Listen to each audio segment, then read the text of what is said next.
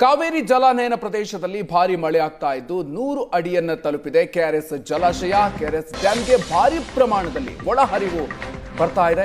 4 ದಿನಕ್ಕೆ 11 ಅಡಿ ಭರ್ತಿಯಾಗಿದೆ ಜಲಾಶಯ. ಈ ಹಿಂದೆ 89 ಅಡಿಗೆ ಕುಸಿದಿತ್ತು ನೀರಿನ ಮಟ್ಟ.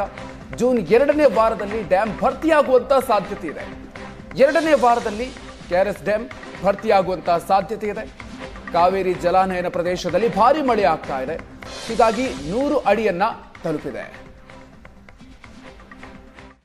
ಕಳೆದ ಹಲವು ದಿನಗಳಿಂದ ಕಾವೇರಿ ಜಲಾನಯನ ಪ್ರದೇಶದಲ್ಲಿ ಉತ್ತಮ ಮಳೆ ಆಗ್ತಾ ಇದೆ. ಇದರಿಂದಾಗಿ ಹಳೆ ಮೈಸೂರು ಭಾಗದ ಜೀವನಾಡಿ ಕೆಆರ್ಎಸ್ಗೆ ಜೀವಕಳೆ ಬಂದಿರತಕ್ಕಂಥದ್ದು. ಸದ್ಯ ಕೆಆರ್ಎಸ್ 100 ಅಡಿ ತಲುಪಿದೆ. ಇದರಿಂದ ರೈತರಲ್ಲೂ ಕೂಡ ಹರ್ಷ ಮನೆ ಮಾಡಿದೆ. ಸದ್ಯ ನಾನೀಗ ಮಂಡ್ಯ ಜಿಲ್ಲೆ ಶ್ರೀರಂಗಪಟ್ಟಣ ತಾಲೂಕಿನ ಕೆಆರ್ಎಸ್ ಜಲಾಶಯದ ಹಿನ್ನೀರಿನ ಪ್ರದೇಶದಲ್ಲಿದ್ದೀನಿ.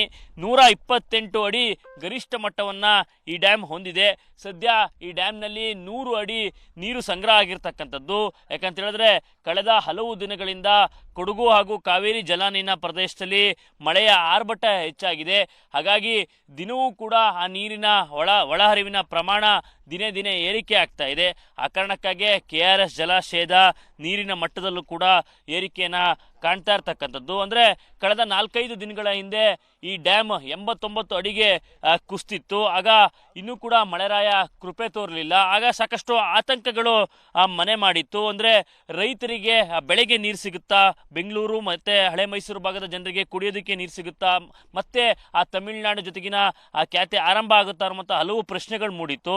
ಆದರೆ ಕಾವೇರಿ ಜಲಾನಯನ ಪ್ರದೇಶದಲ್ಲಿ ಕಳೆದ ಹಲವು ದಿನಗಳಿಂದ ಆ ಮಳೆರಾಯನ ಆರ್ಭಟ ಹೆಚ್ಚಾಗಿರೋದ್ರಿಂದ ನಿರಂತರವಾಗಿ ಕೆಆರ್ಎಸ್ ಜಲಾಶಯಕ್ಕೆ ಒಳ ಹರಿವು ಹರಿದು ಬರ್ತಾ ಇದೆ.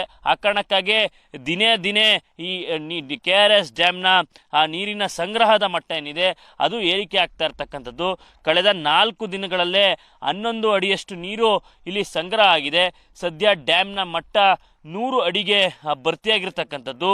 ಅಂದರೆ ಇದೇ ರೀತಿ ಮಳೆ ಮುಂದುವರೆದ್ರೆ, ಇದೇ ರೀತಿ ಒಳಹರಿವಿನ ಪ್ರಮಾಣ ಕೆಆರ್ಎಸ್ ಜಲಾಶಯಕ್ಕೆ ಬಂದರೆ ಜೂನ್ 2 ಅಥವಾ 3ನೇ ವಾರದಲ್ಲಿ ಅಥವಾ ನಾವು ಜೂನ್ ಅಂತ್ಯದ ವೇಳೆಗೆ ಈ ಜಲಾಶಯ ಸಂಪೂರ್ಣವಾಗಿ ಭರ್ತಿಯಾಗುವಂತಹ ಆ ಸಾಧ್ಯತೆಗಳು ಕೂಡ ಇರ್ತಕ್ಕಂಥದ್ದು. ಅಂದರೆ ಸಾಮಾನ್ಯವಾಗಿ ಜೂನ್ 2ನೇ ವಾರದಲ್ಲಿ ಈ ರೀತಿಯಾದಂಥ ಒಳಹರಿವು ಬರ್ತಾ ಇತ್ತು. ಅಂದರೆ ಮೇ ತಿಂಗಳಲ್ಲೇ ಈ ರೀತಿಯ ನೀರಿನ ಸಂಗ್ರಹ ತಲುಪಿರ್ತಕ್ಕಂಥದ್ದು ಭಾಳಷ್ಟು ವರ್ಷಗಳ ನಂತರ ಇದೇ ಮೊದಲು. ಆ ಕಾರಣಕ್ಕಾಗಿ ಈ ವರ್ಷದ ಈ ಕೆಆರ್ಎಸ್ ನೀರಿನ ಮಟ್ಟ ಭಾಳಷ್ಟು ವಿಶೇಷ ಅನಿಸುತ್ತೆ. ಯಾಕೆಂದರೆ ಹಲವು ವರ್ಷಗಳ ಬಳಿಕ ಮೇ ತಿಂಗಳಿನಲ್ಲೇ ಈ ಕೆಆರ್ಎಸ್ ಜಲಾಶಯ 100 ಅಡಿಗೆ ತಲುಪಿರ್ತಕ್ಕಂಥದ್ದು. ಇದರಿಂದಾಗಿ ಸಾಕಷ್ಟು ಆತಂಕಗಳು ದೂರ ಆಗಿದೆ. ಸದ್ಯದ ನೀರಿನ ಮಟ್ಟವನ್ನು ನಾವು ಗಮನಿಸೋದಾದರೆ 124.80 ಇರ್ತಕ್ಕಂತಹ ಗರಿಷ್ಠ ಮಟ್ಟದಲ್ಲಿ ಸದ್ಯ ಇವತ್ತಿನ ನೀರಿನ ಮಟ್ಟ 100 ಅಡಿ ಇದೆ. 49 TMCಯಷ್ಟು ಗರಿಷ್ಠ ಸಾಮರ್ಥ್ಯನ ಈ ಡ್ಯಾಮ್ ಹೊಂದಿದೆ. ಸದ್ಯ 22.88 TMCಯಷ್ಟು ನೀರು ಇಲ್ಲಿ ಸಂಗ್ರಹ ಆಗಿರ್ತಕ್ಕಂಥದ್ದು. ಇವತ್ತು 19,500 ಕ್ಯೂಸೆಕ್ ನೀರು ಡ್ಯಾಮ್ಗೆ ಹರಿದು ಬರ್ತಾ ಇರ್ತಕ್ಕಂಥದ್ದು.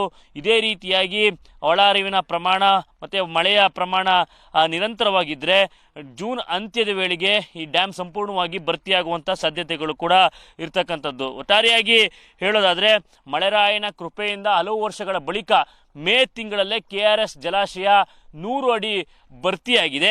ಇದೇ ರೀತಿಯಾಗಿ ಮಳೆ ಮುಂದುವರೆದ್ರೆ ನಿರಂತರವಾಗಿ ಒಳಹರಿವಿನ ಪ್ರಮಾಣ ಇರುತ್ತೆ. ಭಾಳಷ್ಟು ಬೇಗ ಕೆಆರ್ಎಸ್ ಜಲಾಶಯ ಕೂಡ ಭರ್ತಿಯಾಗುವಂಥದ್ದು. ಇದರೊಂದಿಗೆ ಏನು ಹಲವು ಪ್ರಶ್ನೆಗಳು ಕೆಲ ದಿನಗಳ ಹಿಂದೆ ಉಟ್ಕೊಂಡಿತ್ತು. ಬೆಳೆಗೆ ನೀರು ಸಿಗುತ್ತಾ, ಕುಡಿಯೋದಕ್ಕೆ ನೀರು ಸಾಕಾಗುತ್ತಾ, ಇದ್ರ ಜೊತೆಗೆ ತಮಿಳುನಾಡು ಜೊತೆಗೆ ಇರ್ತಕ್ಕಂತಹ ಆ ಖ್ಯಾತೆ ಮತ್ತೆ ಓಪನ್ ಆಗುತ್ತಾ ಅನ್ನುವಂಥ ಹಲವು ಪ್ರಶ್ನೆಗಳೇನಿತ್ತು. ಆ ಎಲ್ಲ ಪ್ರಶ್ನೆಗಳಿಗೂ ಕೂಡ ಬಹುಬೇಗ ಉತ್ತರ ಸಿಕ್ಬಿಡುತ್ತೆ. ಕ್ಯಾಮ್ರಾ ಪರ್ಸನ್ ಮಹೇಶ್ ಜೊತೆ ನಂದನ್ ರಾಮಕೃಷ್ಣ, ಏಷ್ಯಾನೆಟ್ ಸೋನಸ್ ಕೆಆರ್ಎಸ್.